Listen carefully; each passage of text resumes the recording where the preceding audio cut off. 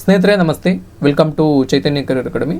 ಸ್ನೇಹಿತರೆ, ಇವತ್ತಿನ ಈ ವಿಡಿಯೋದಲ್ಲಿ ಮುಂಬರುವ ಪ್ರೌಢಶಾಲಾ ಶಿಕ್ಷಕರ ನೇಮಕಾತಿ ಪರೀಕ್ಷೆಗೆ ಸಂಬಂಧಪಟ್ಟ ಹಾಗೆ ಅಂದರೆ HSTR ರಿಕ್ರೂಟ್ಮೆಂಟ್ಗೆ ಸಂಬಂಧಪಟ್ಟ ಹಾಗೆ 2003ರಲ್ಲಿ ನಡೆದಂಥ HSTR ನೇಮಕಾತಿ ಪರೀಕ್ಷೆಯ ರಸಾಯನಶಾಸ್ತ್ರ ಪ್ರಶ್ನೆ ಪತ್ರಿಕೆಯನ್ನು ಡೀಟೇಲ್ ಆಗಿ ಸಾಲ್ವ್ ಮಾಡ್ತೇನೆ.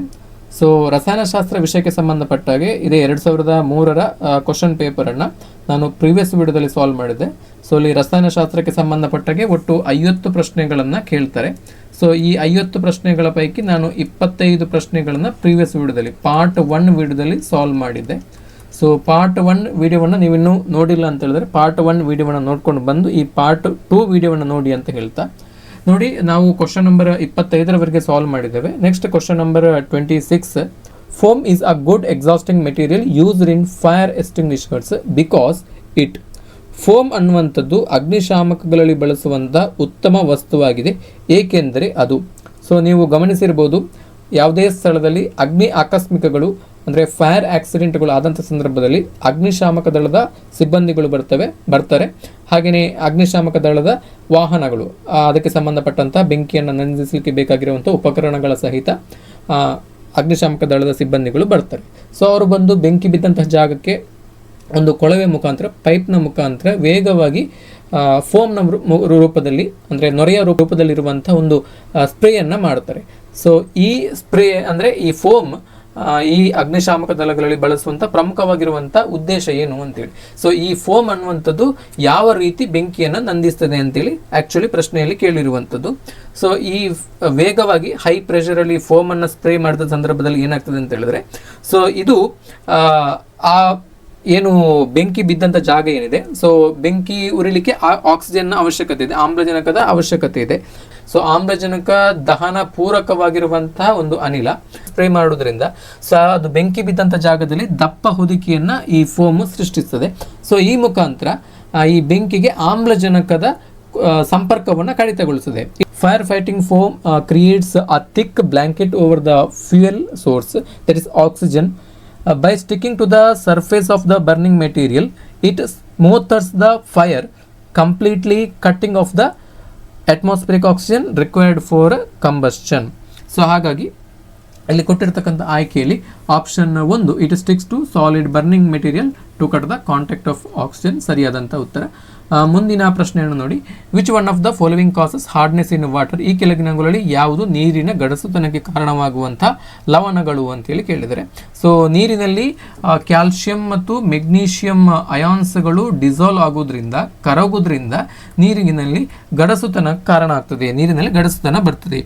ಸೊ ಕರಗಿದ ಕ್ಯಾಲ್ಸಿಯಂ ಅಂದರೆ Ca2+ ಮತ್ತು ಮೆಗ್ನೀಷಿಯಂ ಅಯಾನ್ಗಳ ಉಪಸ್ಥಿತಿಯಿಂದ ಗಡಸು ನೀರನ್ನು ನಾವು ವ್ಯಾಖ್ಯಾನಿಸ್ತೇವೆ. Hard water is defined by the presence of dissolved calcium, that is Ca2+ ions, and Mg2+ ions, magnesium ions, commonly in the form of chlorides, sulfates and bicarbonates. ಈ calcium ಅಥವಾ magnesium ಅಯಾನ್ಸ್ಗಳು ಅವುಗಳು chloride ರೂಪದಲ್ಲಿ ಅಥವಾ sulphate ರೂಪದಲ್ಲಿ SO4 ಅಥವಾ bicarbonate ರೂಪದಲ್ಲಿ ನೀರಿನಲ್ಲಿ ಕರಗಿದ್ರೆ, dissolve ಆಗಿದ್ರೆ ಅದು ನೀರಿನಲ್ಲಿ ಗಡಸುತನಕ್ಕೆ ಕಾರಣ ಆಗ್ತದೆ. ಸೊ ಇದನ್ನೇ ನಾವು ಹಾರ್ಡ್ನೆಸ್ ಆಫ್ ವಾಟರ್ ಅಥವಾ ನೀರಿನ ಗಡಸುತನ ಅಂತ ಹೇಳಿ ಕರಿತೇವೆ. ಹಾಗಾಗಿ ಇಲ್ಲಿ ಕೊಟ್ಟಿರ್ತಕ್ಕಂಥ ಆಯ್ಕೆಗಳು ನೋಡಿ, ಸೋಡಿಯಂ ಬೈಕಾರ್ಬೋನೇಟ್ ಇದೆ, ಮೆಗ್ನೀಷಿಯಂ ಕ್ಲೋರೈಡ್ ಇದೆ, ಸೋಡಿಯಂ ಕ್ಲೋರೈಡ್ ಇದೆ, ಪೊಟ್ಯಾಷಿಯಂ ನೈಟ್ರೇಟ್ ಇದೆ. ಸೋಡಿಯಂ ಕ್ಲೋರೈಡ್ ನೀರಿನಲ್ಲಿ ಗಡಸುತನಕ್ಕೆ ಕಾರಣ ಆಗುವುದಿಲ್ಲ, ಸೊ ಅದು ನೀರಿನಲ್ಲಿ ಕರಗ್ತದೆ, ಸಾಮಾನ್ಯ ಉಪ್ಪು ನಾವು ಬಳಸುವಂಥ ಕಾಮನ್ ಸಾಲ್ಟ್. ಸೊ ಹಾಗಾಗಿ ಈ ಆಪ್ಷನ್ ಆಗೋದಿಲ್ಲ. Magnesium chloride obviously, magnesium chloride, magnesium sulphate ಅಥವಾ ಮೆಗ್ನೀಷಿಯಂ ಬೈಕಾರ್ಬೋನೇಟ್ ನೀರಿನಲ್ಲಿ ಕರಗೋದ್ರಿಂದ ಅಲ್ಲಿ ನೀರಿನಲ್ಲಿ ಗಡಸುತನ ಉಂಟಾಗ್ತದೆ. ಅಥವಾ calcium chloride, calcium sulphate, calcium bicarbonate ಇಂತಹ ಲವಣಗಳು ಕೂಡ ಕರಗೋದ್ರಿಂದ ನೀರಿನಲ್ಲಿ ಗಡಸುತನ ಉಂಟಾಗ್ತದೆ. ಹಾಗಾಗಿ ಆಪ್ಷನ್ 2 ಸರಿಯಾದಂಥ ಉತ್ತರ ಈ ಪ್ರಶ್ನೆಗೆ. ನೆಕ್ಸ್ಟ್ ಕ್ವಶನ್ ಅನ್ನು ನೋಡಿ, on iron nail is dropped into copper sulphate solution, which one of the following statements is true ಅಂತೇಳಿ ಕೇಳಿದ್ದಾರೆ. ಸೊ ಇಲ್ಲಿ ಅದಕ್ಕೆ ಸಂಬಂಧಪಟ್ಟಾಗೆ ಆಯ್ಕೆಗಳನ್ನು ಕೂಡ ಕೊಟ್ಟಿದ್ದಾರೆ. ಕನ್ನಡದಲ್ಲಿ ನೋಡಿ, ಕಬ್ಬಿಣದ ಮೊಳೆಯನ್ನು ತಾಮ್ರದ ಸಲ್ಫೇಟ್ ದ್ರಾವಣಕ್ಕೆ ಹಾಕಲಾಗುತ್ತದೆ. ಈ ಕೆಳಗಿನಗಳಲ್ಲಿ ಯಾವ ಹೇಳಿಕೆ ನಿಜ ಅಂತೇಳಿ ಕೇಳಿದ್ದಾರೆ. ಈ ಒಂದು ಕ್ರಿಯೆಗೆ ನಾವು ರಾಸಾಯನಿಕ ಸಮೀಕರಣವನ್ನು ಬರೆಯುವುದಿದ್ರೆ, ಸೊ ಇಲ್ಲಿ ಏನು ಹೇಳಿದ್ದಾರೆ, ಐರನ್ ನೇಲ್ ಅಂದರೆ Fe ಕಬ್ಬಿಣದ ಮೊಳೆ, ಇದನ್ನು ತಾಮ್ರದ ಸಲ್ಫೇಟ್ CuSO4 ಕಾಪರ್ ಸಲ್ಫೇಟ್ ದ್ರಾವಣದಲ್ಲಿ ಹಾಕಿದಾಗ ಇದು ರಾಸಾಯನಿಕವಾಗಿ ವರ್ತಿಸಿ, so iron is more reactive than copper, so ಹಾಗಾಗಿ ಇಲ್ಲಿ ಸಿಂಗಲ್ ಡಿಸ್ಪ್ಲೇಸ್ಮೆಂಟ್ ರಿಯಾಕ್ಷನ್ ಆಗ್ತದೆ. ಅಂದರೆ ಇಲ್ಲಿ ಕಾಪರ್ನೊಟ್ಟಿಗೆ ಇದ್ದಂಥ ಸಲ್ಫೇಟ್ ಫೆರಸ್ ಸಲ್ಫೇಟ್ ಆಗ್ತದೆ. ಫೆರಸ್ ಸಲ್ಫೇಟ್ ಆಯಿತು ಪ್ಲಸ್ ಕಾಪರ್. ಸೊ ಇದು ಸಿಂಗಲ್ ಡಿಸ್ಪ್ಲೇಸ್ಮೆಂಟ್ ರಿಯಾಕ್ಷನಿಗೆ ಒಂದು ಉದಾಹರಣೆ. Iron is oxidised to iron ion. ಹಾಗಾಗಿ ಇಲ್ಲಿ ಕೊಟ್ಟಿರ್ತಕ್ಕಂಥ ಆಯ್ಕೆಯಲ್ಲಿ ಆಪ್ಷನ್ 2 ಸರಿಯಾದಂಥ ಉತ್ತರ. ಕಬ್ಬಿಣದ ಅಯಾನ್ ಆಗಿ ಉತ್ಕರ್ಷಣಗೊಳ್ಳುತ್ತದೆ. ಹಾಗಾಗಿ ಆಪ್ಷನ್ 2 ಸರಿಯಾದಂಥ ಉತ್ತರ. ಮುಂದಿನ ಪ್ರಶ್ನೆಯನ್ನು ನೋಡಿ, 29ನೇ ಪ್ರಶ್ನೆ. Which of the following chemical test shows the difference between N alkane and an alkene in the laboratory ಅಂತ ಹೇಳಿದ್ದಾರೆ.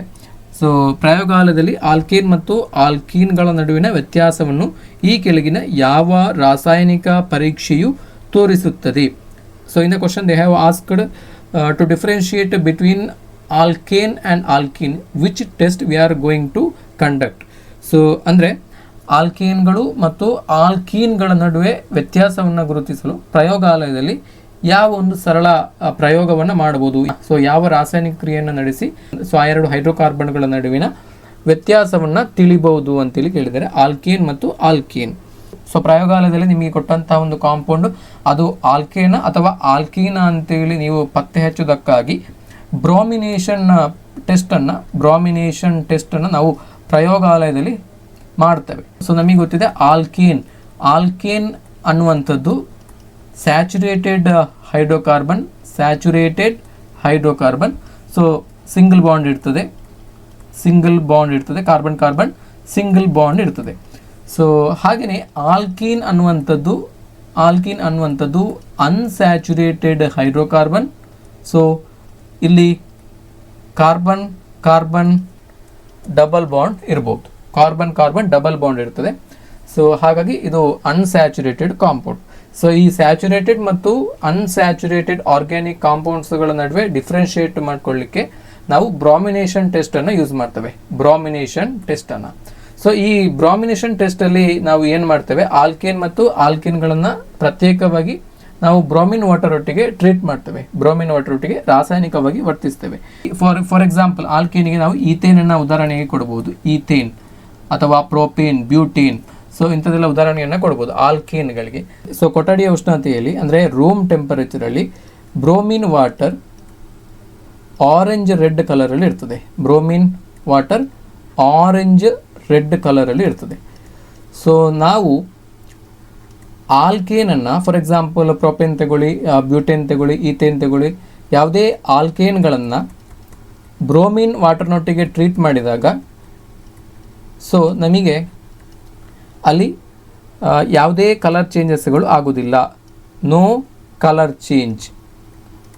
ಅಂದರೆ ಬ್ರೋಮಿನ್ ವಾಟರ್ನ ಕಲರ್ ಇನಿಷಿಯಲಿ ಏನಿತ್ತು ಆರೆಂಜ್ ರೆಡ್ ಕಲರ್, ಸೊ ಅದೇ ಕಲರ್ ಇರ್ತದೆ. ಅಂದರೆ ಆಲ್ಕೇನ್ಗಳ ಜೊತೆ ಟ್ರೀಟ್ ಮಾಡಿದ ಸಂದರ್ಭದಲ್ಲಿ ನೋ ಕಲರ್ ಚೇಂಜ್. ಸೊ ಅದೇ ರೀತಿ ನಾವು ಆಲ್ಕೀನ್ಗಳನ್ನು ಫಾರ್ ಎಕ್ಸಾಂಪಲ್ ಈಥೀನ್, ಪ್ರೊಪೀನ್, ಬ್ಯೂಟೀನ್, ಸೊ ಇಂಥ ಆಲ್ಕೀನ್ಗಳನ್ನು ಅನ್ಸ್ಯಾಚುರೇಟೆಡ್ ಹೈಡ್ರೋಕಾರ್ಬನ್ಗಳನ್ನು ಬ್ರೋಮಿನ್ ವಾಟರ್ ಒಟ್ಟಿಗೆ ಟ್ರೀಟ್ ಮಾಡಿದಾಗ ಸೊ ಅದು ರಿಯಾಕ್ಟ್ ಆಗಿ ನಮಗೆ ಈಥೀನನ್ನು ತಗೊಂಡ್ರೆ ಬ್ರೋಮೋ ಈಥೀನ್ ಸಿಗ್ತದೆ. ಸೊ ಇಲ್ಲಿ ಈ ಬ್ರೋಮೋ ಈಥೇನ್ ಅನ್ನುವಂಥದ್ದು ಇಲ್ಲಿ ಕಲರ್ ಚೇಂಜ್ ಆಗ್ತದೆ. ಈ ರಿಯಾಕ್ಷನ್ ಆಗುವಾಗ ಈ ಏನು ಪ್ರಾಡಕ್ಟ್ ಏನು ಸಿಕ್ತು ನಮಗೆ ಬ್ರೋಮೋ ಈಥೇನ್, ಸೊ ಇಲ್ಲಿ ಕಲರ್ ಚೇಂಜ್ ಆಗ್ತದೆ, ಕಲರ್ಲೆಸ್. ಸೊ ಇಲ್ಲಿ ಕಲರ್ ಚೇಂಜ್ ಆಗ್ತದೆ. ಸೊ ಈ ಸೊಲ್ಯೂಷನ್ ಏನಿದೆ ಇದು ಕಲರ್ಲೆಸ್ ಆಗಿರ್ತದೆ. ಸೊ ಹಾಗಾಗಿ ಸೊ ಈ ಮುಖಾಂತರ ನಾವು ಇದನ್ನು ಡಿಫ್ರೆನ್ಷಿಯೇಟ್ ಮಾಡ್ಬೋದು. ಸೊ ಇನ್ ಕೇಸ್ ಆಫ್ ಆಲ್ಕೀನಲ್ಲಿ ಕಲರ್ ಚೇಂಜ್ ಆಗೋದಿಲ್ಲ, ಆಲ್ಕೀನಲ್ಲಿ ಕಲರ್ ಚೇಂಜ್ ಆಗ್ತದೆ ಅಂತೇಳಿ. So the bromine water test is a standard method to differentiate between an alkene and alkene. So an alkene, that is an unsaturated hydrocarbon, will undergo an addition reaction, and an alkene, that is an unsaturated hydrocarbon, will undergo an addition reaction, so rapidly decolorizing the reddish brown bromine water. But an alkene, that is saturated hydrocarbon, will not react, so leaving the water brown, ಅದೇ colour ಇರ್ತದೆ, ಇಲ್ಲಿ react ಆಗೋದಿಲ್ಲ. So ಹಾಗಾಗಿ ಈ ಟೆಸ್ಟ್ಗೆ ನಾವು bromination test ಅಂತೇಳಿ ಕರಿತೇವೆ. ಹಾಗಾಗಿ ಆಪ್ಷನ್ 4 ಸರಿಯಾದಂಥ ಉತ್ತರ. Which type of bond is responsible for high boiling point of water ಅಂತೇಳಿ ಕೇಳಿದ್ದಾರೆ. ಸೊ ನೀರಿನ ಹೆಚ್ಚಿನ ಕುದಿಯುವ ಬಿಂದುಗೆ ಯಾವ ರೀತಿಯ ಬಂಧವು ಕಾರಣ ಆಗಿದೆ ಅಂತೇಳಿ ಹೇಳಿದ್ದಾರೆ. So high boiling point of water is due to the presence of hydrogen bond in water. So the strong intermolecular attraction between the highly electronegative oxygen atom of one water molecule and the hydrogen atom of another is a hydrogen bond. So this bond requires a significant thermal energy to break this intermolecular hydrogen bond between the highly electronegative oxygen atom of one water molecule and the hydrogen of another water molecule. So ನೀರಿನ ಕುದಿಯ ಬಿಂದು 100 degree Celsius. So ಇಷ್ಟು high boiling point ನೀರಿಗೆ ಯಾಕೆ ಇದೆ ಅಂತೇಳಿ ಕೇಳಿದರೆ, so ಇದಕ್ಕೆ ಪ್ರಮುಖವಾಗಿರುವಂಥ ಕಾರಣ, ಸೊ ನೀರಿನ ಅಣುವಿನ ಹೆಚ್ಚು ಎಲೆಕ್ಟ್ರೋನೆಗೆಟಿವ್ ಆಮ್ಲಜನಕ ಪರಮಾಣು ಮತ್ತು ಇನ್ನೊಂದು ನೀರಿನ ಅಣುವಿನ ಹೈಡ್ರೋಜನ್ ಪರಮಾಣುವಿನ ನಡುವೆ ಪ್ರಬಲ ಅಂತರ್ ಅಣು ಆಕರ್ಷಣ ಬಲ ಇರೋದ್ರಿಂದ ಆಕರ್ಷಣ ಜಲಜನಕ ಬಂಧ ಇದೆ, ಹೈಡ್ರೋಜನ್ ಬಾಂಡಿಂಗ್ ಇದೆ. ಸೊ ಈ ಹೈಡ್ರೋಜನ್ ಬಾಂಡನ್ನು, ಈ ಇಂಟರ್ಮಾಲಿಕ್ಯುಲರ್ ಸ್ಟ್ರಾಂಗ್ ಹೈಡ್ರೋಜನ್ ಬಾಂಡನ್ನು ನಾವು ಬ್ರೇಕ್ ಮಾಡಬೇಕಿದ್ರೆ ಸೊ ಅದಕ್ಕೆ ಯಥೇಚ್ಛ ಉಷ್ಣಶಕ್ತಿ ಅಗತ್ಯತೆ ಇದೆ. ಹಾಗಾಗಿ ಇಷ್ಟು 100 ಡಿಗ್ರಿ ಸೆಲ್ಸಿಯಸ್ನಷ್ಟು ತಾಪವನ್ನು ನಾವು ಅದಕ್ಕೆ ಒದಗಿಸಬೇಕಾಗ್ತದೆ. ಇದು ಪ್ರಮುಖವಾಗಿರುವಂಥ ಕಾರಣ. ಸೊ ವಾಟರ್ ಮಾಲಿಕ್ಯೂಲಲ್ಲಿ ಸೊ ಈ ರೀತಿಯ ಒಂದು ಸ್ಟ್ರಾಂಗ್ ಹೈಡ್ರೋಜನ್ ಬಾಂಡ್ ಇರೋದ್ರಿಂದ ನೋಡಿ ಇಲ್ಲಿ ಈ ಬಾಂಡ್ ಅಂದರೆ the bond between oxygen and hydrogen. So ಈ ರೀತಿ ಅಂತರ್ ಅಣು ಆಕರ್ಷಣ ಬಲ ಇರೋದ್ರಿಂದ ಸೊ ಈ ಹೈಡ್ರೋಜನ್ ಬಾಂಡನ್ನು ಬ್ರೇಕ್ ಮಾಡಲಿಕ್ಕೆ ನಮಗೆ huge amount of thermal energy is required. That's why the boiling point of water is two high, that is 100 degree Celsius. Therefore option 2 hydrogen bond is the right answer for this question. So next question, how many grams of water is produced when 1 mole of butane is completely burnt in oxygen ಅಂತ ಹೇಳಿ ಕೇಳಿದರೆ, 1 mole butane ಆಮ್ಲಜನಕದಲ್ಲಿ ಸಂಪೂರ್ಣವಾಗಿ ಸುಟ್ಟಾಗ ಎಷ್ಟು gram ನೀರು ಉತ್ಪತ್ತಿಯಾಗುತ್ತದೆ ಅಂತೇಳಿ ಕೇಳಿದರೆ, so ಇದಕ್ಕೆ ಸಂಬಂಧಪಟ್ಟಾಗೆ ನಾವು ಕೆಮಿಕಲ್ ರಿಯಾಕ್ಷನನ್ನು ಬರೀಬೇಕು. So butane C4H10 is completely burnt in the presence of oxygen, that is O2. So we will get carbon dioxide. So this is the gas and H2O. So we have to balance this equation. So it is not here, it is not balanced. We have to balance the equation to find out the number of moles. So just observe this chemical equation, balanced chemical equation. So ಇಲ್ಲಿ 2 moles of butane burnt completely with oxygen and gives 10 moles of water. 10 moles of water. 2 moles 10 moles of water ಅನ್ನು ಕೊಡ್ತದೆ. ಹಾಗಿದ್ರೆ 1 mole 5 mole ಅನ್ನು ಕೊಡುತ್ತದೆ. So ನಮಗೆ ಬೇಕಾಗಿರುವಂಥದ್ದು how many grams of water is produced. So what you have to do is to find out the mass in grams. We have to multiply mass equal to, we have to multiply the number of moles into the molar mass. Molar mass of water. So number of moles of water 5 moles. 5 molar mass of water is 18 gram per mole. Therefore we will get 5 into 18 equal to 90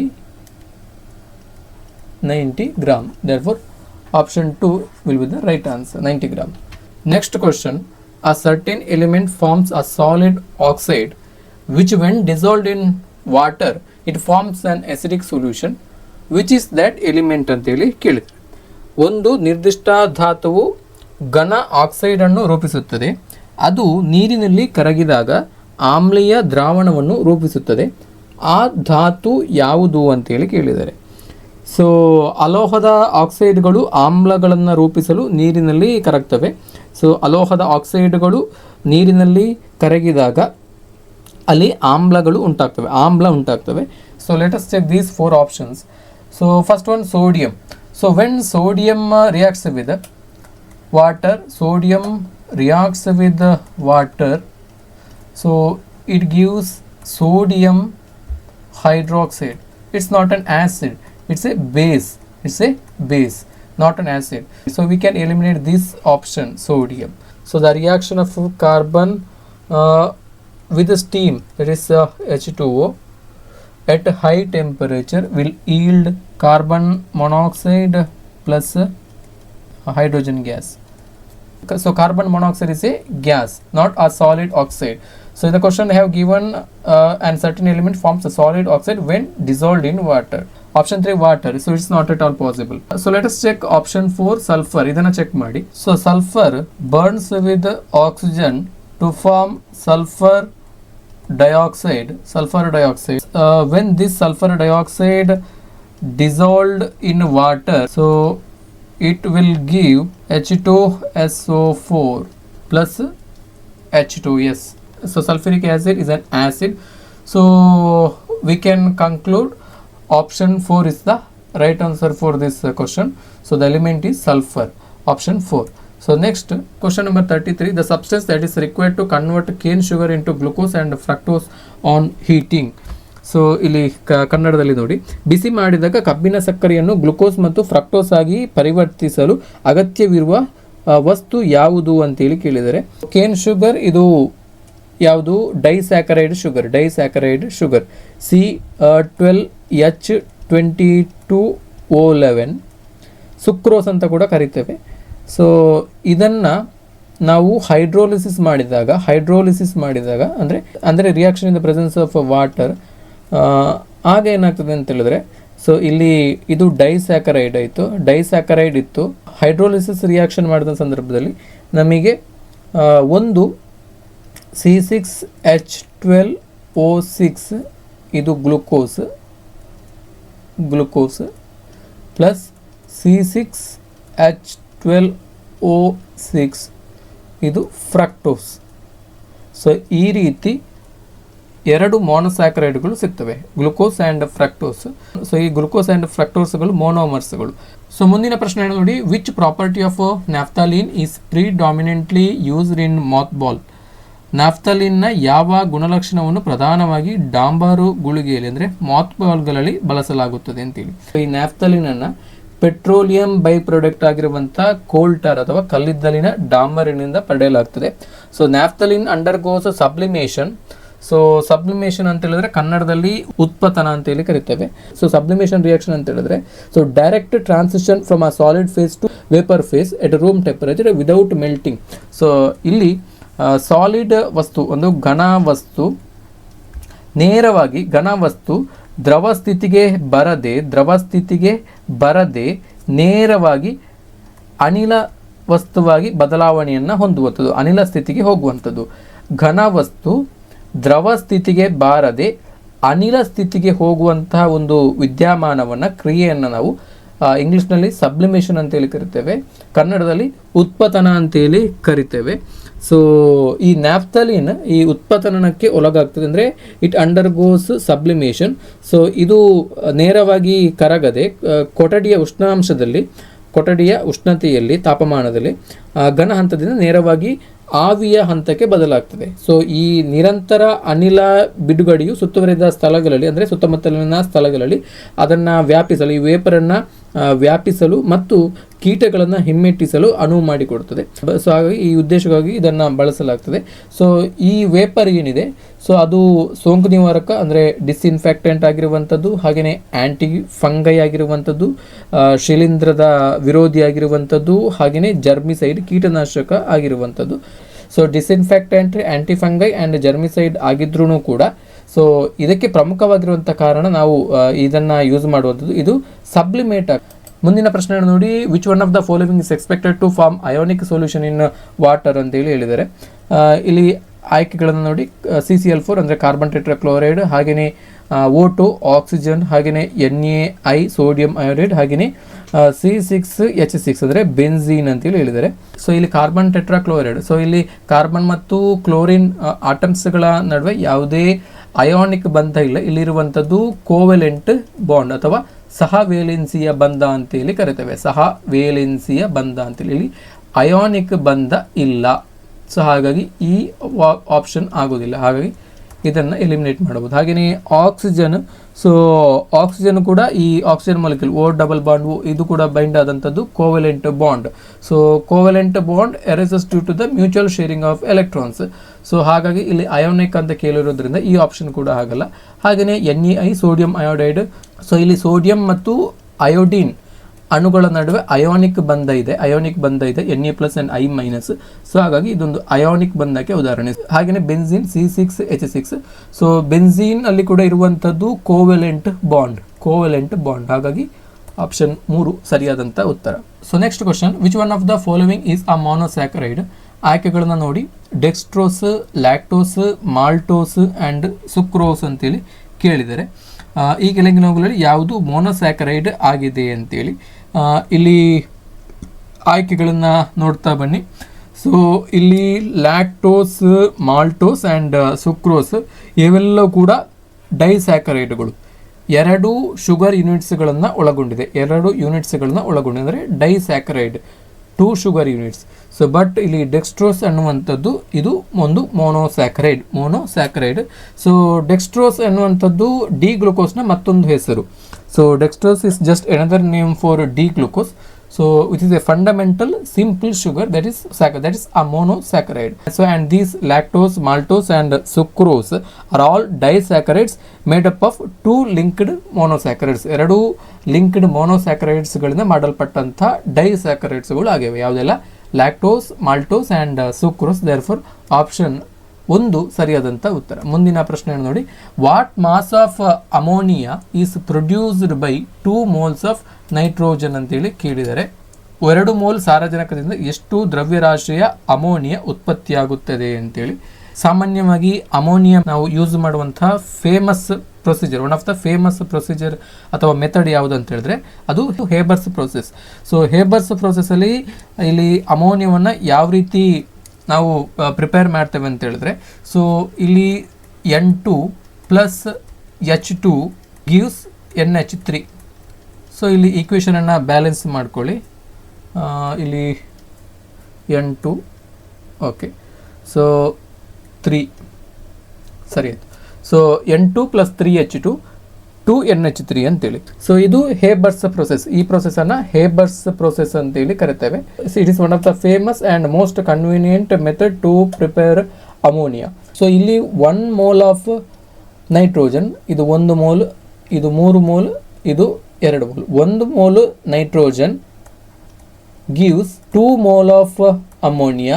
In a similar way, 2 mole of nitrogen gives how many moles of ammonia? 2 mole ಎಷ್ಟು ಕೊಡಬೇಕು? 2 mole 4 mole ಅಮೋನಿಯಾವನ್ನು ಕೊಡಬೇಕು. 4 mole ಅಮೋನಿಯಾವನ್ನು ಕೊಡಬೇಕು.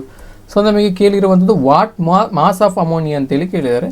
So ನಾವೇನು ಮಾಡಬೇಕು? Mass ಬೇಕಿದ್ರೆ ಏನು ಮಾಡಬೇಕಂತ ಹೇಳಿದ್ರೆ ಯಾವಾಗಲೂ ನಂಬರ್ ಆಫ್ ಮೋಲ್ಸಿಂದ ಮೋಲಾರ್ ಮಾಸನ್ನು ಮಲ್ಟಿಪ್ಲೈ ಮಾಡಬೇಕು. ಸೊ NH3 ಅಥವಾ ಅಮೋನಿಯಾದ ಮೋಲಾರ್ ಮಾಸ್ ಎಷ್ಟು ಅಂತ ಹೇಳಿದ್ರೆ N ಅಂತ ಹೇಳಿದ್ರೆ 14 + 3 ಅಂದರೆ 17 ಗ್ರಾಮ್ ಪರ್ ಮೋಲ್ ಇದೆ ಅಮೋನಿಯಾದ ಮೋಲಾರ್ ಮಾಸ್. ಸೊ 4 × 17 ನಮಗೆ ಎಷ್ಟು ಬರುತ್ತೆ ಅಂತಂದರೆ 68 ಗ್ರಾಮ್. ಹಾಗಾಗಿ ಆಪ್ಷನ್ 4 ಸರಿಯಾದಂಥ ಉತ್ತರ. ಮುಂದಿನ ಪ್ರಶ್ನೆಯನ್ನು ನೋಡಿ. Which of the following can be removed by ozonisation of water? So ನೀರಿನ ಓಝೋನೀಕರಣದಿಂದ ಈ ಕೆಳಗಿನವುಗಳಲ್ಲಿ ಯಾವುದನ್ನು ತೆಗೆದು ಹಾಕಬಹುದು ಅಂತೇಳಿ ಕೇಳಿದರೆ. ಸೊ ಇಲ್ಲಿ ಆಯ್ಕೆಗಳನ್ನು ಗಮನಿಸಿ. Calcium and magnesium salts, bacterial impurities, bad taste of water, excess of water ಅಂತೇಳಿ. ಇಲ್ಲಿ ನೀರನ್ನು ಓಝೋನೈಸೇಷನ್ ಮಾಡೋದ್ರಿಂದ, ಅಂದರೆ ನೀರನ್ನು ಓಝೋನ್ ಜೊತೆಗೆ ಅಂದರೆ O3 ಜೊತೆಗೆ ಟ್ರೀಟ್ ಮಾಡೋದ್ರಿಂದ ಸೊ ನಾವು ಏನನ್ನು ರಿಮೂವ್ ಮಾಡ್ಬೋದು ಅಂತೇಳಿ ಕೇಳಿದರೆ. ಸೊ ಓಝೋನ್ ಅಥವಾ O3 ಅನ್ನುವಂಥದ್ದು ಪ್ರಬಲವಾಗಿರುವಂಥ ಒಂದು oxidising agent. Ozone is A potent oxidizing agent, that is a good oxidizing agent. So bubbling it through water attacks the cell walls of microorganisms. So it effectively sterilizes the water by neutralizing bacterial and viral impurities. So therefore the bacterial impurities can be removed by the ozonization of water. So therefore option 2 bacterial impurities is the right answer for this question. ಮುಂದಿನ ಪ್ರಶ್ನೆ, which is the reducing agent used in the preparation of silicon from quartz ಅಂತೇಳಿ ಕೇಳಿದರೆ. ಸ್ಫಟಿಕ ಶಿಲೆಯಿಂದ ಅಂದರೆ ಕ್ವಾರ್ಟ್ಸಿಂದ silicon ತಯಾರಿಕೆಯಲ್ಲಿ ಬಳಸಲಾಗುವ ಅಪಕರ್ಷಣಕಾರಿ ಯಾವುದು ಅಂತೇಳಿ ಕೇಳಿದರೆ. ಅಪಕರ್ಷಣಕಾರಿ ಅಂತ ಹೇಳಿದ್ರೆ ರೆಡ್ಯೂಸಿಂಗ್ ಏಜೆಂಟ್. ಸೊ ಇಲ್ಲಿ ಸಾಮಾನ್ಯವಾಗಿ ಸಿಲಿಕಾದಿಂದ ಸಿಲಿಕಾನನ್ನು ಪಡೆಯುವಂಥ ಒಂದು ಪ್ರಕ್ರಿಯೆಯಲ್ಲಿ ಸಾಮಾನ್ಯವಾಗಿ ನಾವು ಅಪಕರ್ಷಣಕಾರಿಯಾಗಿ ನಾವು ಅಂದರೆ ರೆಡ್ಯೂಸಿಂಗ್ ಏಜೆಂಟಾಗಿ ಕೋಕನ್ನು ಬಳಸ್ತೇವೆ. Coke, pure carbon. ಸೊ ಇದಕ್ಕೆ ಸಂಬಂಧಪಟ್ಟಾಗೆ ನಾವು ರಿಯಾಕ್ಷನನ್ನು ಬರೆದಿದ್ರೆ SiO2 plus carbon coke, so heated. So we will get pure silicon plus carbon monoxide. So ಇಲ್ಲಿ ಸಾಮಾನ್ಯವಾಗಿ ಕೈಗಾರಿಕೆಗಳಲ್ಲಿ ಇಂಡಸ್ಟ್ರಿಯಲ್ ಗ್ರೇಡ್ ಸಿಲಿಕಾನನ್ನು ನಾವು ಪಡೆಯೋದಕ್ಕಾಗಿ ಎಲೆಕ್ಟ್ರಿಕ್ ಆರ್ಕ್ ಫರ್ನೇಸ್ಗಳಲ್ಲಿ ಸ್ಫಟಿಕದ ಶಿಲೆಯನ್ನು ಕೋಕ್ ಅಥವಾ ಕಲ್ಲಿದ್ದಲಿನಂತಹ ಇಂಗಾಲದ ವಸ್ತುವಿನೊಂದಿಗೆ ಬಿಸಿ ಮಾಡುವ ಮುಖಾಂತರ ಉತ್ಪಾದಿಸಲಾಗ್ತದೆ. ಅಂದರೆ ಸಿಲಿಕಾನ್, ಪ್ಯೂರ್ ಸಿಲಿಕಾನನ್ನು ಉತ್ಪಾದಿಸಲಾಗ್ತದೆ. ಸೊ ಇಂಗಾಲವು ಇಲ್ಲಿ ಅಪಕರ್ಷಣಕಾರಿಯಾಗಿ ಕಾರ್ಯನಿರ್ವಹಿಸ್ತದೆ. ಸೊ ಹಾಗಾಗಿ ಆಪ್ಷನ್ 1 ಸರಿಯಾದಂಥ ಉತ್ತರ. ಇಲ್ಲಿ ಗ್ರಾಫೈಟ್ ಕೂಡ ಕಾರ್ಬನ್ನ ಒಂದು ಬಹುರೂಪ, ಎಲೆಕ್ಟ್ರೋಪ್ ಆಗಿದ್ರು ಕೂಡ ಸೊ ಇದನ್ನು ಇಂಡಸ್ಟ್ರಿಯಲ್ ಲೆವೆಲಲ್ಲಿ ಯೂಸ್ ಮಾಡಲಿಕ್ಕೆ ಸಾಧ್ಯ ಇಲ್ಲ. ಅಂದರೆ ಸೊ ಕಾಸ್ಟ್ ತುಂಬ ಜಾಸ್ತಿ ಆಗ್ತದೆ. ಸೊ ಹಾಗಾಗಿ ಇದು ದುಬಾರಿ ಆಗಿರೋದ್ರಿಂದ ಇದನ್ನು ಬಳಸಲಿಕ್ಕೆ ಸಾಧ್ಯ ಇಲ್ಲ. ಮ್ಯಾಂಗನೀಸ್ ಹಾಗೂ ಮೆಗ್ನೀಷಿಯಮನ್ನು ಇಲ್ಲಿ ಈ ಸಿಲಿಕಾದಿಂದ ಸಿಲಿಕಾನನ್ನು ಪಡೆಯುವಂಥ ಪ್ರಕ್ರಿಯೆಯಲ್ಲಿ ಬಳಸುವುದಿಲ್ಲ. ಹಾಗಾಗಿ ಆಪ್ಷನ್ 1 ಸರಿಯಾದಂಥ ಉತ್ತರ. ಸೊ ಮುಂದಿನ ಪ್ರಶ್ನೆ, what is the percentage of phosphorus in calcium phosphate? So calcium phosphate, so ಇದರ ಅಣುಸೂತ್ರವನ್ನು ನಾವು ಬರೆಯುವುದಾದರೆ Ca3PO4 ಟ್ವೈಸ್. ಸೊ ಈ ಥರ ಬರೀತೇವೆ, Ca3PO4 ಟ್ವೈಸ್. ಸೊ ಇದರ ಮೋಲಾರ್ ದ್ರವ್ಯರಾಶಿಯನ್ನು ನಾವು ಫಸ್ಟಿಗೆ ಫೈಂಡ್ ಔಟ್ ಮಾಡಬೇಕು. ಅಂದರೆ ಮೋಲಾರ್ ಮಾಸನ್ನು ಫಸ್ಟಿಗೆ ಫೈಂಡ್ ಔಟ್ ಮಾಡಬೇಕು. ಸೊ ಮೋಲಾರ್ ಮಾಸನ್ನು ಯಾವ ರೀತಿ ಫೈಂಡ್ ಔಟ್ ಮಾಡ್ಬೋದು ಅಂತ ಹೇಳಿದ್ರೆ, ಇಲ್ಲಿ ನೋಡಿ Ca3 ಇದೆ, ಅಂದರೆ ಕ್ಯಾಲ್ಸಿಯಂನ ಅಟೋಮಿಕ್ ವೇಟ್ 40, ಹಾಗಾಗಿ 3 × 40 ಪ್ಲಸ್ ಇಲ್ಲಿ ಫಾಸ್ಫರಸದ್ದು 31, ಅಟೋಮಿಕ್ ವೇಟ್ 31. ಸೊ ಹಾಗಾಗಿ 31 ಪ್ಲಸ್ ಇಲ್ಲಿ ಆಕ್ಸಿಜನದ್ದು 4 ಮಾಲಿಕ್ಯೂಲ್ ಇದೆ, ಹಾಗಾಗಿ 16. ಇದು ಆಕ್ಸಿಜನ್ನ ಅಟೋಮಿಕ್ ವೇಟ್ 16. ಸೊ ಇದನ್ನು ಮಲ್ಟಿಪ್ಲೈ ಮಾಡ್ಕೊಳ್ಳಿ. ಸೊ ಆಗ ನಮಗೆ ಇಲ್ಲಿ 120 ಪ್ಲಸ್ 2 × 95, 120 ಪ್ಲಸ್ 2 × 95 ಅಂತ ಹೇಳಿದ್ರೆ 190. ಸೊ 120 ಪ್ಲಸ್ 190 0 1 310 ಬಂತು. ಯಾವುದಿದು? ಕ್ಯಾಲ್ಸಿಯಂ ಫಾಸ್ಫೇಟ್ ಅದು. ಸೊ ಇಲ್ಲಿ ರಂಜಕದ ದ್ರವ್ಯರಾಶಿ ಎಷ್ಟು? ಇದರಲ್ಲಿ ಈ 310 ಗ್ರಾಮಲ್ಲಿ ರಂಜಕದ ಪ್ರಮಾಣ ಎಷ್ಟು? ರಂಜಕದ 2 ಮಾಲಿಕ್ಯೂಲ್ ಇದೆ, ಅಂದರೆ 31 × 2 ಅಂತ ಹೇಳಿದ್ರೆ 62 ಆಯಿತು. 31 × 2 ಅಂತ ಹೇಳಿದ್ರೆ 62 ಆಯಿತು. ಸೊ ಈ 62 ಎಷ್ಟರಲ್ಲಿ ರಂಜಕದ ಪ್ರಮಾಣ, ಪರ್ಸೆಂಟೇಜ್ ಆಫ್ ಫಾಸ್ಫರ್ ರಂಜಕದ ಪ್ರಮಾಣ ಎಷ್ಟರಲ್ಲಿ? 310ರಲ್ಲಿ. ಹಾಗಿದ್ರೆ ನಮಗೆ ಶೇಕಡದಲ್ಲಿ ಎಷ್ಟು ಅಂತೇಳಿ. ಸೊ ಆಗ ನಮಗೆ ಎಷ್ಟು ಬರುತ್ತೆ ಅಂತ ಹೇಳಿದ್ರೆ, ಸೊ ನಮಗೆ 20% ಬರ್ತದೆ. 20%, 1 2 2 10 20%. ಹಾಗಾಗಿ ಇಲ್ಲಿ ಕೊಟ್ಟಿರ್ತಕ್ಕಂಥ ಆಯ್ಕೆಯಲ್ಲಿ ಆಪ್ಷನ್ 3 20% ಸರಿಯಾದಂಥ ಉತ್ತರ. ಮುಂದಿನ ಪ್ರಶ್ನೆ, what is the mass of carbon dioxide produced when 1 mole of glucose is totally oxidised ಅಂತ ಹೇಳಿದ್ದಾರೆ. 1 ಮೋಲ್ ಗ್ಲುಕೋಸ್ ಸಂಪೂರ್ಣವಾಗಿ ಆಕ್ಸಿಡೀಕರಣಗೊಂಡಾಗ ಉತ್ಪತ್ತಿಯಾಗುವ ಕಾರ್ಬನ್ ಡೈಆಕ್ಸೈಡ್ನ ದ್ರವ್ಯ ರಾಶಿ ಎಷ್ಟು ಅಂತೇಳಿ ಕೇಳಿದ್ದಾರೆ. ಸೊ ಇದು ಸೆಲ್ಯುಲಾರ್ ರೆಸ್ಪಿರೇಷನ್ ಪ್ರಾಸೆಸ್. ಸೊ ಅಂದರೆ C6 glucose C6H12O6 is oxidized O2 plus O2. It will give carbon dioxide plus water plus energy. This is cellular respiration process ಅನ್ನು ಸೂಚಿಸುವಂಥ ಕೆಮಿಕಲ್ ರಿಯಾಕ್ಷನ್ ಇದು. ಇದನ್ನು ಬ್ಯಾಲೆನ್ಸ್ ಮಾಡ್ಕೊಳ್ಬೇಕು. ಸೊ ಇಲ್ಲಿ C6H12O6 plus O2. So ಇಲ್ಲಿ balance ಮಾಡ್ಕೊಳ್ಳಿ. ಇಲ್ಲಿ 6O2, ಇದು ಕೂಡ 6CO2 ಪ್ಲಸ್ 6H2O. ಸೊ ನಾವು ಈ ಪ್ರಾಬ್ಲಮನ್ನು ಸಾಲ್ವ್ ಮಾಡಬೇಕು. What is the mass of carbon dioxide produced when 1 mole of glucose is totally oxidised. So ಇಲ್ಲಿ 1 ಮೋಲ್ ಆಫ್ ಗ್ಲುಕೋಸ್ ಇರುವುದಲ್ವಾ, ಇದು 1 mole. So when 1 mole of glucose is oxidized, we will get 6 moles of carbon dioxide. 6 moles of carbon dioxide. They have asked what is the mass of carbon dioxide produced when 1 mole of glucose is totally oxidized. 1 mole glucose oxidize ಆದಾಗ ನಮಗೆ 6 moles of carbon dioxide ಸಿಗ್ತದೆ. So ಹಾಗಾಗಿ 6 mole carbon ಡೈಆಕ್ಸೈಡ್ನ mass ಎಷ್ಟು, ದ್ರವ್ಯರಾಶಿ ಎಷ್ಟು ಅಂತೇಳಿ ಕೇಳಿದರೆ, so ನಮಗೆ ಮಾಸ್ ಬೇಕಿದ್ರೆ ನಾವೇನು ಮಾಡಬೇಕು, ಪ್ರೀವಿಯಸ್ ಪ್ರಾಬ್ಲಮ್ಲಿ ಮಾಡಿದ ಹಾಗೆ molar mass into number of moles into molar mass ಮಾಡಬೇಕು. ಸೊ ಆಗ ಏನಾಗ್ತದೆ ಅಂತ ಹೇಳಿದ್ರೆ number of moles 6 moles into molar mass ಯಾವುದರ ಅಂತ ಹೇಳಿದ್ರೆ ಕಾರ್ಬನ್ ಡೈಆಕ್ಸೈಡ್ನ ಮೋಲಾರ್ ಮಾಸ್ ಎಷ್ಟು ಅಂತ ಹೇಳಿದ್ರೆ 44. ಹೇಗೆ ಬಂತ ಅಂತ ಹೇಳಿದ್ರೆ 12 ಕಾರ್ಬನ್ನ ಅಟಾಮಿಕ್ ವೇಟ್ ಪ್ಲಸ್ ಆಕ್ಸಿಜನ್ ಅಂದರೆ O2 ಅಂದರೆ 32 ಮಾಡಿದಾಗ ಎಷ್ಟು ಬರುತ್ತೆ 44 ಗ್ರಾಮ್ ಪರ್ ಮೋಲ್. ಸೊ ಹಾಗಾಗಿ 6 ಇಂಟು 44 ಮಾಡಿದ್ರೆ ನಮಗೆ 264 ಗ್ರಾಮ್ ಬರ್ತದೆ, 264 ಗ್ರಾಮ್. ಹಾಗಾಗಿ ಆಪ್ಷನ್ 1 264 ಸರಿಯಾದಂಥ ಉತ್ತರ. ಮುಂದಿನ ಪ್ರಶ್ನೆ ನೋಡಿ, what is the percentage mass of oxygen in water? ನೀರಿನ ಆಮ್ಲಜನಕದ ಶೇಕಡಾವಾರು ದ್ರವ್ಯರಾಶಿ ಎಷ್ಟು ಅಂತೇಳಿ ಕೇಳಿದರೆ, ಸೊ ನೀರಿನ ಅಣುಸೂತ್ರ H2O, molecular formula of water H2O. So ಇದರಲ್ಲಿ ಆಕ್ಸಿಜನ್ನ ಪ್ರಮಾಣ ಪ್ರತಿಶತ ಎಷ್ಟು ಅಂತೇಳಿ ಕೇಳಿದರೆ, ಮೋಲಾರ್ ಮಾಸ್ ಎಷ್ಟು, ಮೋಲಾರ್ ಮಾಸ್ 18 2 ಪ್ಲಸ್ 16 ಅಲ್ವಾ, 2 molecules of hydrogen H2 2 and oxygen 1 oxygen, so 16. So ಇಲ್ಲಿ ಆಕ್ಸಿಜನ್ನ ಪ್ರತಿಶತ ಎಷ್ಟು ಅಂತೇಳಿ ಕೇಳಿದ್ದಾರೆ. ಸೊ ಇಲ್ಲಿ ಆಕ್ಸಿಜನ್ ಎಷ್ಟಿದೆ 16, ಸೊ ಇದರ ಪ್ರತಿಶತ ಪ್ರಮಾಣ 16. 18ರಲ್ಲಿ 16 ಆದರೆ ನಮಗೆ ಪ್ರತಿಶತ ಎಷ್ಟು, 100ರಲ್ಲಿ ಎಷ್ಟು ಅಂತೇಳಿ. ಸೊ ನಮಗೆ ಇದನ್ನು ಮಾಡಿದಾಗ ಎಷ್ಟು ಬರ್ತದೆ ಅಂತ ಹೇಳಿದ್ರೆ 88.88% ಬರ್ತದೆ, 88.88%. ಅಂದರೆ ಇಲ್ಲಿ ಅಪ್ರಾಕ್ಸಿಮೇಟ್ಲಿ ಕೊಟ್ಟಂಥ ಆಪ್ಷನಲ್ಲಿ 89%, ಇದನ್ನು 89% ಅಪ್ರಾಕ್ಸಿಮೇಟ್ಲಿ ಅಂತೇಳಿ ಹೇಳ್ಬೋದು. ಹಾಗಾಗಿ ಆಪ್ಷನ್ 4 ಸರಿಯಾದಂಥ ಉತ್ತರ.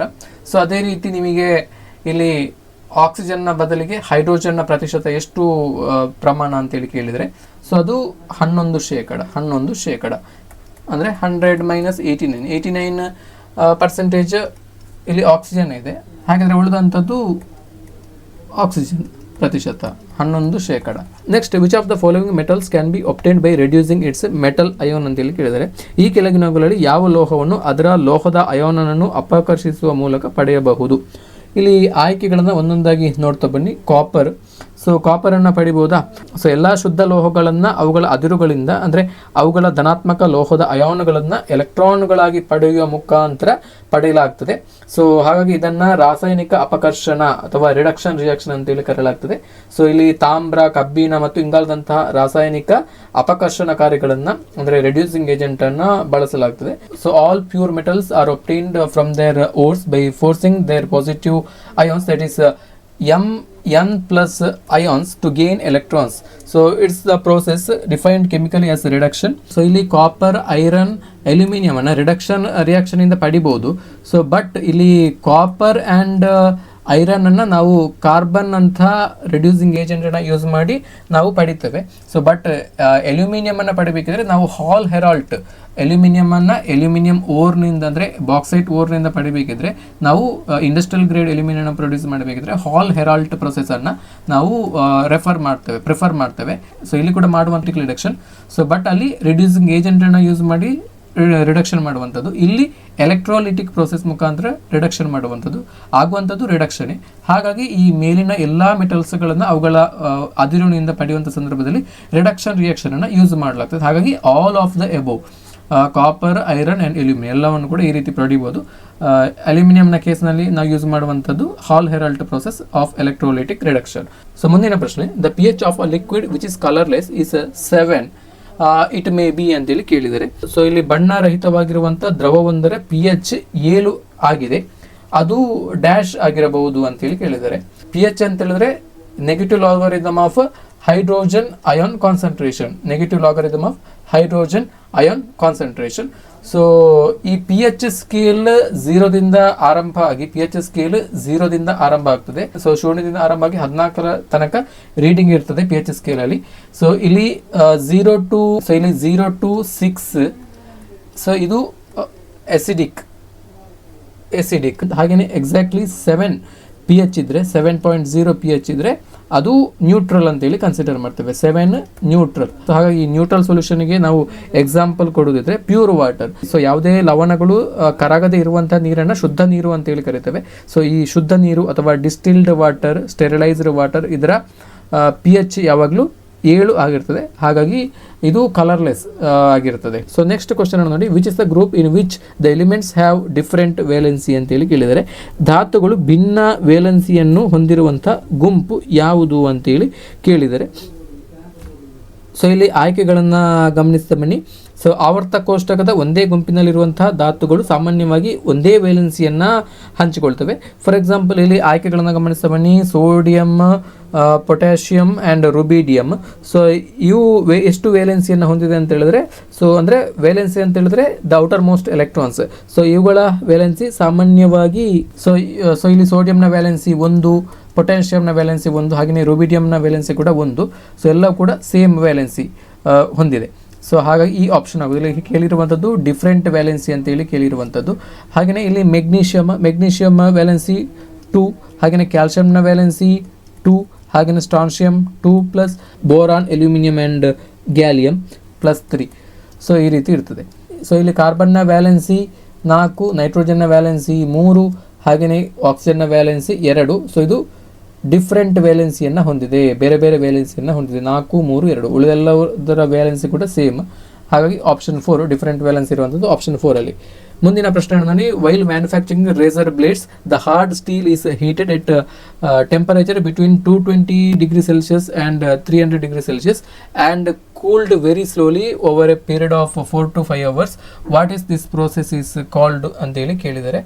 ಸೊ ಕನ್ನಡದಲ್ಲಿ ನೋಡಿ, ರೇಸರ್ ಬ್ಲೇಡ್ಗಳನ್ನು ತಯಾರಿಸುವಂಥ ಸಂದರ್ಭದಲ್ಲಿ ಕಠಿಣ ಉಕ್ಕನ್ನು 220 ಡಿಗ್ರಿ ಸೆಲ್ಸಿಯಸ್ನಿಂದ 300 ಡಿಗ್ರಿ ಸೆಲ್ಸಿಯಸ್ವರೆಗಿನ ತಾಪಮಾನದಲ್ಲಿ ಬಿಸಿ ಮಾಡಲಾಗುತ್ತದೆ ಮತ್ತು 4 ರಿಂದ 5 ಗಂಟೆಗಳ ಅವಧಿಯಲ್ಲಿ ನಿಧಾನವಾಗಿ ತಂಪಾಗಿಸಲಾಗುತ್ತದೆ.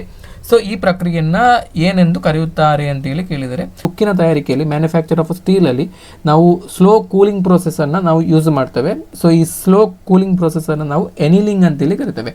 So annealing is a heat treatment process characterized by raising the metal to a specific temperature and allowing it to cool very slowly.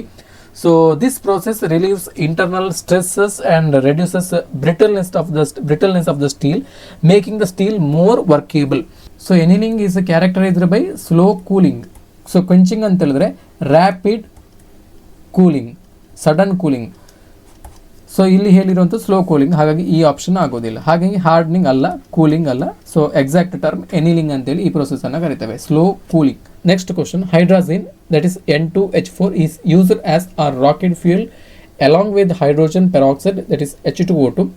How many grams of hydrogen peroxide are needed for every kilogram of hydrazine ಅಂತೇಳಿ ಕೇಳಿದ್ದಾರೆ. So ಹೈಡ್ರಾಜಿನನ್ನು hydrogen ಪೆರಾಕ್ಸೈಡ್ನೊಂದಿಗೆ rocket ಇಂಧನವಾಗಿ ಬಳಸಲಾಗುತ್ತದೆ. ಪ್ರತಿ kilogram ಹೈಡ್ರೋಜಿನಿಗೆ ಎಷ್ಟು gram hydrogen ಪೆರಾಕ್ಸೈಡ್ನ ಅಗತ್ಯತೆ ಇದೆ ಅಂತೇಳಿ ಕೇಳಿದರೆ. ಸೊ ಇದಕ್ಕೆ ಸಂಬಂಧಪಟ್ಟಾಗೆ ನಾವು ರಿಯಾಕ್ಷನ್ ಅನ್ನು ಬರೆದಿದ್ರೆ N2H4 hydrazine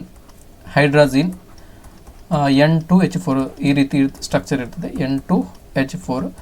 so N2H4 is used as A rocket fuel, rocket ಇಂಧನವಾಗಿ ಬಳಸಲಾಗ್ತದೆ. ಹೈಡ್ರೋಜನ್ ಪೆರಾಕ್ಸೈಡ್ನ ಜೊತೆಗೆ ಇದನ್ನು ಮಿಕ್ಸ್ ಮಾಡಿ ರಾಕೆಟ್ ಇಂಧನವಾಗಿ ಬಳಸಲಾಗ್ತದೆ. So N2H4 plus H2O2 hydrogen peroxide.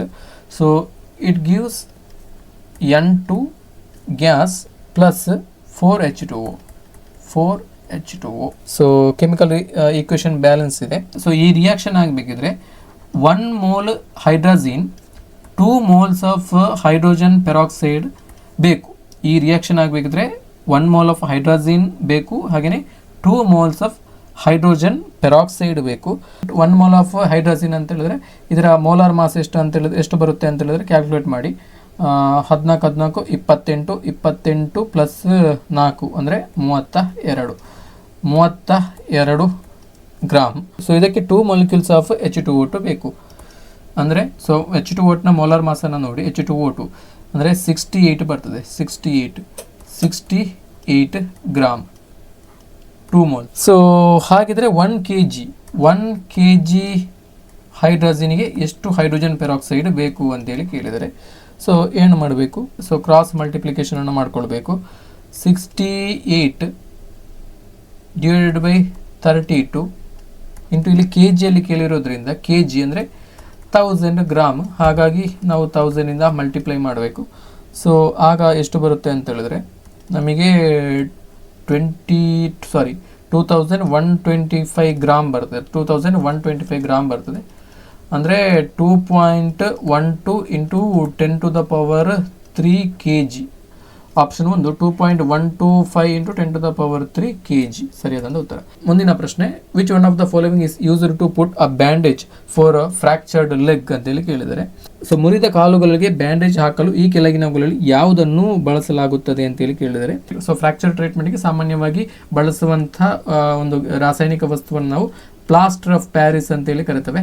Plaster of Paris ಅಥವಾ POP ಅಂತೇಳಿ ಸ್ಮಾಲ್ ಫಾರ್ಮಲ್ಲಿ ಕರಿತೇವೆ, POP.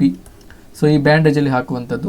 ಸೊ ಈ POPಯ ಕೆಮಿಕಲ್ ಫಾರ್ಮುಲಾ ಏನಂತ ಹೇಳಿದ್ರೆ, ಸೊ CaSO4 ಹೆಮಿಹೈಡ್ರೇಟೆಡ್ ½ ಹೆಮಿಹೈಡ್ರೇಟೆಡ್ ಅಂತೇಳಿ ಕರಿತೇವೆ. CaSO4 ½ H2O. Plaster of Paris CaSO4 ½ H2O.